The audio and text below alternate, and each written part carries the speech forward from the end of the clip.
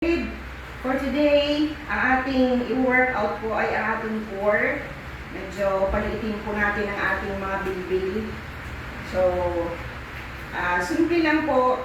And I hope before you exercise, you always do the breath in and breath out.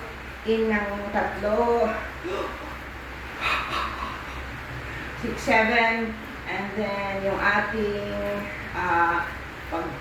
up and down, breathe in, down, and then we go to the setup first. And para po ma-flex ang ating mga knees and ang ating mga ankle. Now, napaka-swabe lang po. Ang sinasabi ko sa inyo, move your limbs and arms. Pag nagpupunas po kayo, di ba, na namumove po ang ating siko at ang ating armpit. So, the same time po, pag nagsusweep din tayo ng floor, ganito, namumove po ito. Alright? So, for this time, ang ating arms ay i-step back mo lang. Ano lang. 180 counts, siguro naman, hindi ka mapapagod sa 180 counts kaagad, diba? That is almost 3 minutes para makuha po ang ating mga bilbil. Ang sunod po ay i-twist natin. Pareho po sa turo ko sa inyo. I-twist natin ang ating torso. So if you can move each side to the right first, and then move to the side, left. Also, 180 counts. Pero, i-combination mo, huwag niyong tuloy-tuloyin muna. So, just a combination of 4. Sa side naman. Now, pag ikaw ay may sciatica, mas maganda talaga yung ginagawa, di ba? At you can do a movement like that towards the wall. Lang po. So,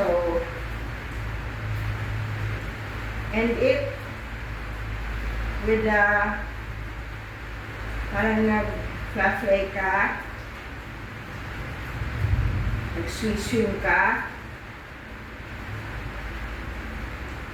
kasi nabebend po ang ating backbone. Hindi mo namamalayan. Get a music in order for you to, para naman kahit anong movement lang, basta mamove mo ang core area mo. Now, if you want to accelerate, you might want to have a kick. Because at the same time, nababalance po yan. So, kung pwede, hanggang muna dito. Kung pwede, makaya hanggang shoulder na kick. So, start with this one. And then kick to the front. And then to the side also. Ganun din. Buboylo ka ng ganyan. And then kick. That would be all for now. And also, end your exercise with the toning down. Meron po kayo, toning down po. Toning down. And then, huwag po kayong umupo agad after your exercise. Kung gusto nyo, i-sweep nyo yung floor.